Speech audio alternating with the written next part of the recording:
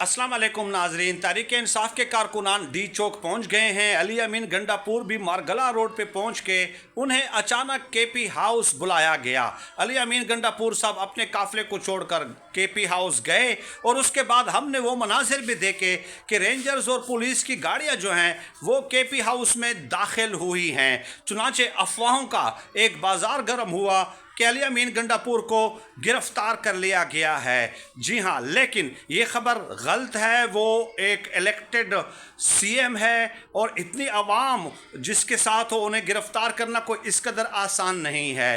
ताज़ा तरीन ख़बर यह है कि अली अमीन गंडापुर के साथ केपी हाउस में क्या हो रहा है। इस वक्त मीटिंग जारी है और तहरीक इंसाफ की जो मरकज़ी क़यादत है वो भी केपी हाउस में मौजूद है। बैरिस्टर गौहर भी पहुंच गए हैं।